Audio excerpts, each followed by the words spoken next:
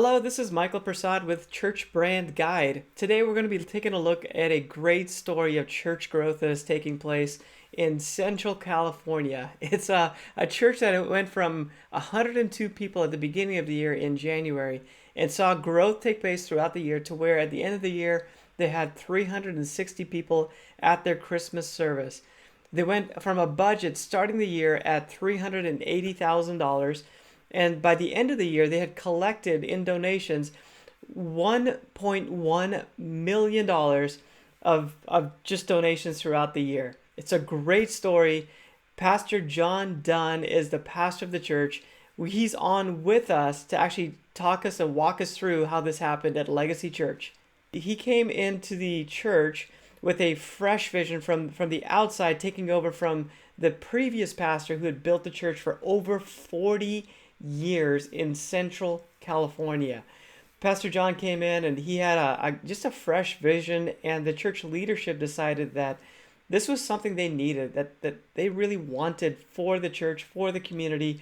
They were in a place of just decline. The church was still had a good amount of families there, but it was basically the same people every week, week after week, month after month, year after year. And they knew they needed some fresh leadership that can bring people that are in the community into the church that really need what they have. So they reached out and they found Pastor John, and he brought in this fresh vision of creating a church that can reach all three generations. Not only would the older people there that were there enjoy the church, but they would be able to invite and bring their kids and their grandkids to come to the church, and every generation would just love being part of the church. That was the vision that Pastor John had. So he actually renamed the church. And again, that's a big process. If you've ever been a part of that, or you thought about doing that, you know that that's a big, people have attachments. It's a hard process. So he reached out to Church Brand Guide, and I was able to work with him and his team come up with a brand strategy that brought everybody together.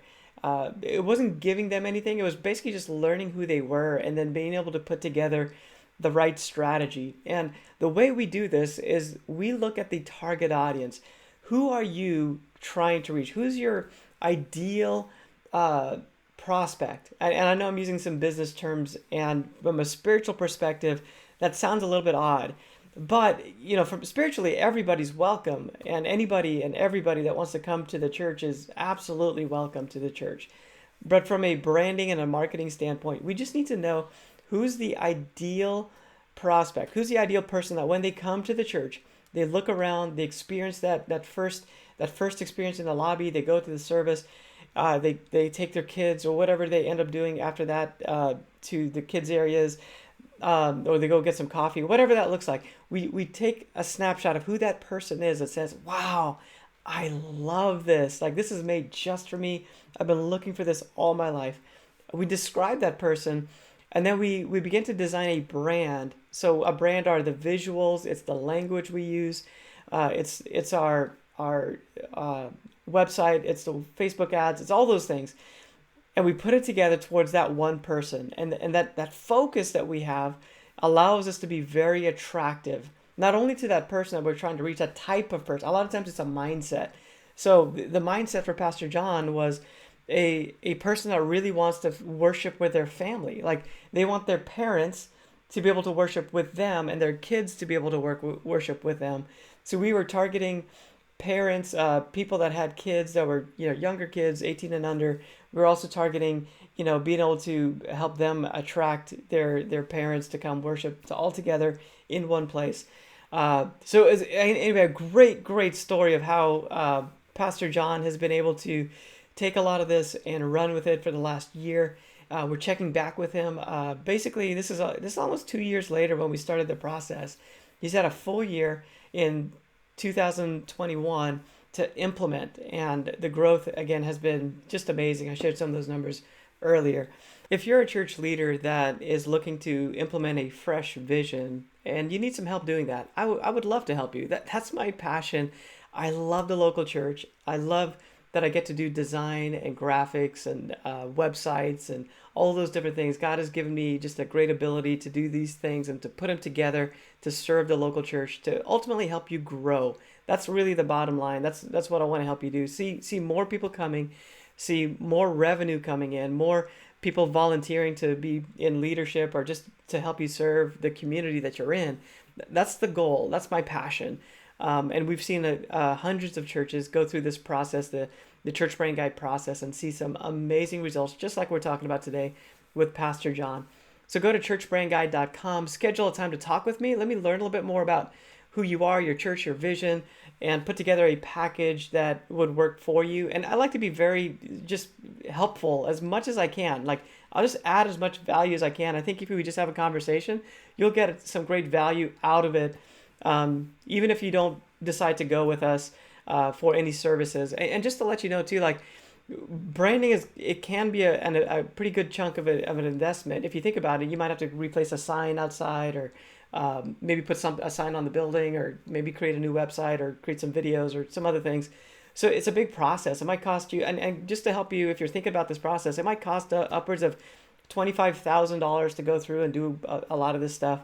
I have packages that we can walk through as much or as little as you need based on your budget and where you are. But be ready to spend about 10,000 or so, 12, maybe 10, 12,000 or so to really go through and do everything that needs to be done to completely shift the church in a different direction, where people buy into it, where leadership is excited about it, and you begin to see the growth that we're talking about here today. So be ready for that. And then if you need something that, maybe you're smaller budget, that type of thing, let's just have a conversation. I can tell you about some things that we can do for a fraction of the cost and just get you going in the right direction. But for today, let's jump into this story of Pastor John and Legacy Church. All right, I am here with John Dunn. He is the pastor of Legacy Church out in Central California. Hey, John, welcome to the podcast. Thank you, Michael. Appreciate being here. Yeah, John and I met each other probably a couple of years ago now, right before the pandemic hit. Right. Yep. And then we went through the whole pandemic season together. We're working through a rebranding process. But hey, John, why don't you tell me a little bit about your background and what church you're with right now? Sure. As I've told you before, my wife and I met at Oral Roberts University, so that we graduated around 2001. And from there, we basically, I wouldn't say that we went straight into full-time ministry, but we were bivocational for a while and had certain seasons, as most people do, of in and out of being on staff. So for the early years, we were primarily worship pastors, and through 2018, that was our primary role. Towards the end, we were doing marriage ministry and different things like that as associate pastors, but always, over the media and worship departments, where whatever churches we were at. We served in Topeka, Kansas, and Dallas, Texas, and then in Seattle, Washington. So quite a different culture, diverse cultures in all these different churches. So we had some great experiences there, and love the people still that we got to minister to. But God brought us here. We always knew that we wanted to lead pastor. And so God just opened a door here through a series of very unlikely events and connections. And I got a text from a friend of mine who I'd been having coffee with. Our kids carpool to school and whatnot, from Seattle, and he had moved away to do another ministry opportunity, and he knew that we were looking to transition. So he gave me a call, and really, honestly, we my wife and I were kind of plan B, because they were reaching out to him to come take this church. And so he said, "Hey bro, I can't do this. I think this will be perfect for you guys though." And he texted me. I said, "Where's it at?" And he said, "Visalia, California." And I was like, "Bro, this is not for me." I mean, I didn't text him that, but I was just like, Visalia, California, I've never even heard of this place. Why would I want to move to California from Seattle? We were expecting to move back to the Midwest. Michael, you grew up in Kansas City. I grew up in Topeka, Kansas. So we're obviously, my wife and I were more comfortable back in that area, Oklahoma, Texas, Kansas area. And so that was our plan, but God has other ideas. So through a series of pretty God-sized miracles, we ended up in Visalia, California, and we are loving it. So we pastor a church here called Legacy Church. Yeah, and you went through you're a new pastor in a new city, Yeah, with a new church. Well, new to you, but it's been around. The church has actually been around for a long time, so that's got right, a little right. bit of challenges. Can you talk us through kind of how that worked out for you to come in? Sure. So I don't want to get too much in the weeds, but at church, the pastors had been here for 42 years before we came in. So they had started back in 19, whatever that was, 76, somewhere in that range, 78, 76. And so they were retiring. The pastor had Parkinson's, I believe it was, and so he wasn't doing well. He had been in ill health for quite a while, probably 4 or 5 years, and they'd had a rotation of speakers for the last 3 years or something like that every Sunday. And so they decided they were going to look for somebody. And what the leadership team came up with is that they needed to come up with somebody probably from the outside, because up to that point, it had been kind of a family church, and they recognized that it was kind of unintentionally exclusive. So everybody, in one way or another, there were very few people that weren't related to each other in some way or another, whether distant or close or whatever. And so it was a good people, good family church, but it had kind of become unintentionally exclusive, like I said before. So they looked at us, and there were certain things that we decided that had to be done here before we would come. We knew that God wanted us here, but there were certain things that the board of trustees was going to have to do as far as the bylaws goes and different things like that, because they were pretty ancient as far as the bylaws go. One of the things being that they still voted on the pastor every 3 years. So, and for those of you who been in church for a while, that's an old Assembly of God bylaw that has been around for a while. So anyway, that had to change in certain other things. So we called it a Christmas miracle, because that was the time period when it was from December to January when this was being voted on by the church and congregation. And so God worked it all out, and we got here to Visalia. And like I said, we love it here. The people are great, and we're experiencing some amazing things that we've never experienced before. So you came to the church, and you actually went through a rebranding process, and in fact, you changed the name from. I actually want you to walk through some of that. Like you Sure. had a fresh vision for what you wanted to do. You came in. What did that look like to implement that? Yeah, again, a name change. How'd you walk through all that? Sure. So we had, and I met your old pastor at a Bethel conference, Pastor Clint from what's it, Life Mission in Kansas City, and he That's right. recommended you to us. And so I got in touch with you. And this was a longer process, because we had planned to roll this out in the spring of 2020 around Easter. And everybody knows what happened this February, March of 2020. We had this little thing called the pandemic or COVID, whatever you want to call it. And like many other churches, we went online only for about 3 months, and Easter was in a process in that. So we postponed the name change, and ended up actually doing it in the fall of 2020, when we came back in services around in the mid-June of that year. But we decided that, like you said, a fresh vision. There were some logistical things along with that too. The former name of the church was Calvary Worship Center, and there are all up and down the coast in California. There are Calvary chapels everywhere, and even one in our city. And there were two or three others in the area named Calvary, whether it was Calvary Baptist, Calvary Church, whatever it was. There were three or four others in the area named Calvary. So I decided logistically we need to separate ourselves so that we have a unique name and just distinguish ourselves from other churches in the area. But also, going along with the way the church had gone before, we decided on Legacy Church, because our vision is that three generations can worship together in the same building. So Abraham, Isaac, and Jacob, and that we can all learn from each other, where you have the wisdom of Abraham and you have the passion of Jacob, and you have Isaac in the middle, doing a lot of the work and resourcing and different things like that. So I've been, when I was in college, there was this church there that I went to from time to time that was from September through May, man, it was packed. And then June through August, it was like nobody was there because it was a college church. It was just young people. So then the month of December, nobody was there either. So, and nothing against that whatsoever. I wanted to be a place where I can worship with my grandkids and they can be fulfilled. I can be fulfilled, and go from there. So that was our vision. And so we came up with Legacy Church. We worked through a process with you, Michael, on really coming up with our direction and purpose, mission, all of that stuff. And all the questions you asked were great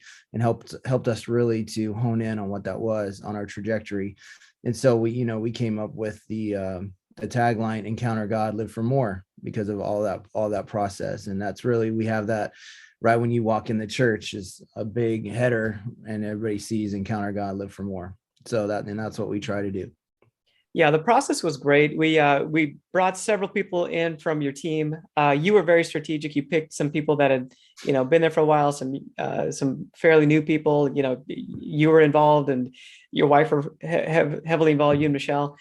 So we went through this process and had some great conversations, and out of that came some language, some clarity on even like color schemes. And I know there was somebody on Yeah. your team, I forgot who exactly they were, but they're very talented and artistic. And we Right. collaborated on, hey, what does this kind of look like? And then I was able to come in and bring some perspective with some design elements. And it was a really neat process. And I also got the opportunity to come out on your launch and Yeah. see the people and a lot of these things implemented. We created some banners and flags and signs and different things in the actual facility, a new website online, some other things that we did.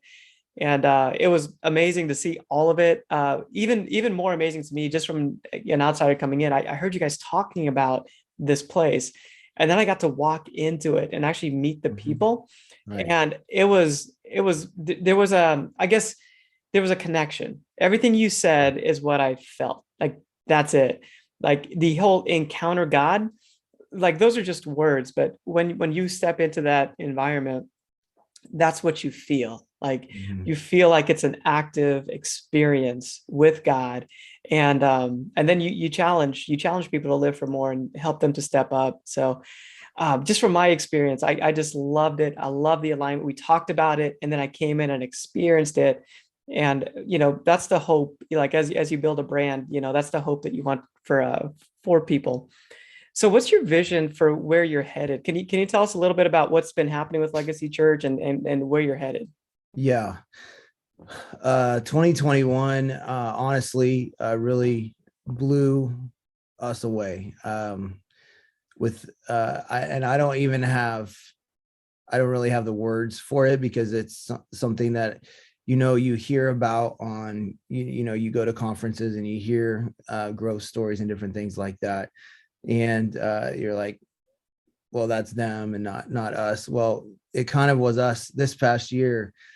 We started our first Sunday last year, in 2021. We had 102 people. This past Sunday, the first Sunday of this year, we had 278. Wow. So in our Christmas service, we were at 360. Wow. Yeah. So I don't know how to explain it.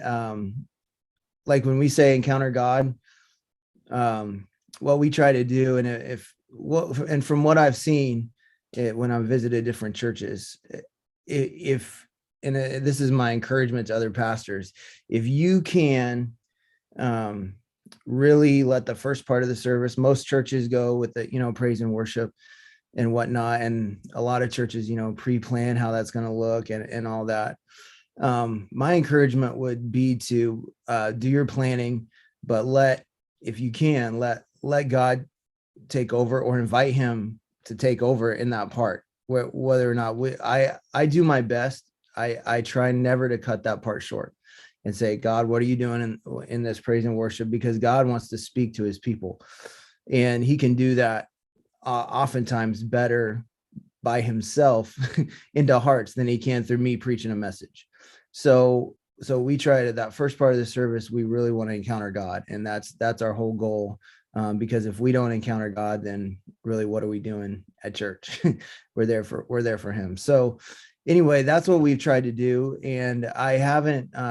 One of the things we did is we didn't hold any punches when it comes to talking about politics. That really seemed to reverberate with some people in the area. We don't shy away from hard issues. We haven't as we haven't gone to two services yet because I want to let the Holy Spirit move, and I don't want to have to cut off anything. We may have to do that in the future. Right now we're under a building project. We haven't broken ground yet, but we're just waiting on the county to approve our building permit, and then we're going to expand our sanctuary and get another 200 seats from that. And then we have another plan for another children's ministry center right after that. So along with that, we've just been blown away by the finances this year. We had, our budget this year was 380,000 in 2021, and our last financial report we went over last Sunday, 3 days ago. We brought in about between 1.1 and 1.2 million. Wow. So we have already 600,000 plus to start on this building expansion. And we haven't done any capital campaign or anything like that. So God is just moving, and I give all the credit to Him, because I'm not doing anything necessarily special, except that I'm trying to be willing and available to just do what He wants to do. This past Sunday, I brought up this old book and just recommended that people read it again if they already had, or for the first time. But I have it, and I just happen to have it right here. But this is God Chasers by Tommy Tenney, and it was written in 1998. And I know it's 23 years old now, but it's still, I'm through the third chapter, and it's still piercing my heart again. So I recommended our church read that, and I'm just really excited about this year. We did what we try to do is recognize every Sunday who was there, who wasn't there, if we can remember by name. I've tried to do my best at remembering everyone's name. It's getting harder and harder and harder, because we see lots of new people every week. And marketing wise, you had kind of asked that in the questions you sent me.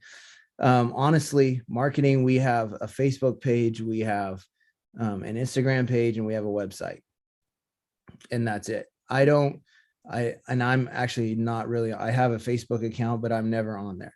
So that was a time stealer for me. So I got off of there. Yeah. And so we post things that are going on at the church, but we haven't taken out advertisements or anything like that. We just, word of mouth is the best marketing that we have. So we're just really excited about what God is doing here, and excited for 2022. Wow, that's really great to hear. I hadn't heard the latest. We've been talking on and off throughout the last, year or so, and it's been amazing to hear the growth taking place. But wow, Yeah, Christmas was huge. Right now you're in a great position financially. Thank you for sharing, a lot of those. I think it really helps people to understand, like people that are listening, what this, looks like. And one of the things too, I think that stands out that you said, you didn't say it this way, but what I see is just a very genuine brand, if you will. Like it's very authentic. What you see online and what you see on Facebook or the website or whatever, you might see or encounter outside the walls, when you come to it, like that's what you experience. And right. it's very authentic. I'm just curious, so you try to remember names, but is there any other guest follow-up or experience things that you do? Yeah, we make sure whenever we get a Connect card, we make sure that we call them that Yeah. week. So we just call them and ask them if they need anything. And going back to this past Christmas on the 12th of December, we did something, and I know Oprah probably coined this first, but she does the Big Give or something like that. And we called it Legacy's Big Give. So we gave away because we knew that, God had abundantly poured out resource for us. We gave away a full month's budget, like $35,000 on that Sunday, to people in need across the congregation. Wow. So we paid off a single mom's car. We bought hearing aids for a gentleman who fought in Vietnam, and could hardly hear anything. And so he came back this Sunday and was like, Pastor, I can hear, that sort of thing. So there were several people that had their husbands, two women that had their husbands pass away. So we gave them a chunk of money just to, support them, and different things like that, and try to do it in a sensitive way. And from what the feedback we've got, it's just been incredible. People were touched. There was no message that day. It was just walking around in the congregation, telling people story and giving them some resource. So it was pretty cool. That sounds like a really powerful service. Is that Mm. online where you can see it? Yeah, it's December 12th. Yeah, it's called The Big Give. So yeah. Wow. Well, hey, Pastor John, thanks for sharing. I really appreciate it. Like the what you shared was um, it's basically just being very genuine about your approach, your vision, and what you're doing. Not a whole lot of like tactics, how to run a Facebook ad or anything like that, which is Right. perfect. Well, I don't know necessarily how to do that. So yeah. Which is great. That's kind of the point I'm trying to make, I guess, is that you're just being genuine and real, and listening to the voice of God in your services, and you're doing what He wants you to do in your congregation, and it's really exploding. So it's amazing to hear about. Is Yeah. there if somebody wanted to reach out to you and connect with you, is there a way for them to do that? Sure. Probably the best way would just be by email. It's Pastor John at ourlegacychurch.com. So our legacychurch.com. Yep. Got And it. there is an H in my name. So John. Pastor Oh, John at yeah, good. ourlegacychurch.com. Good to know. Well, hey, thanks again for taking some time out and for sharing with us and the audience of Church Brand Guide. I appreciate it. Thanks, Pastor John. Yeah, no problem. Thank you, Michael. I hope this episode was a great inspiration for you. Maybe you're a church pastor that's stepping into a new season with a fresh vision. Maybe you're coming in from the outside, like Pastor John, or maybe you're coming in from the inside. You're just taking over from the previous leader, and you just need to be able to step into a fresh vision. Whatever the case might be for you, it's possible. And you can be successful in doing it. You can be successful in leading the church through a process where there's a shift that needs to take place. Maybe as big as a name change for the church, or maybe it's just a vision shift. And a lot of times there's resistance, but if you do it well, you can gain momentum coming out of it. And that's what Pastor John has done. And I hope his story inspires you. That's what Church Brain Guide is all about. I love to help inspire you and provide resources and tools through Church Brain Guide. This is my passion. I love that I get to help churches and church leaders to grow, and ultimately that's the goal. I want to help you to grow, because I believe that as you reach more people, that's just going to advance God's kingdom, and it's my way of serving the kingdom of God by helping churches and church leaders to step into a new season, a new level of growth in the church. I'd love to provide you with resources through the podcast. There's almost 80 plus episodes now that are out there for you to listen to, if that's going to be helpful to you. The churchbrandguide.com website also has resources. If you haven't gotten my checklist, a rebranding checklist, make sure you go to churchbrandguide.com, download that checklist. It's basically a step-by-step guide on like what it takes to rebrand a church and how to walk through that checklist. So make sure you get that resource. I would love it if you would rate this podcast episode. It helps us to be heard by more people. So please leave a review or just rate it. And that I really appreciate it. Well, hey, thanks again for listening. I can't wait for the next episode. So I'll see you next time.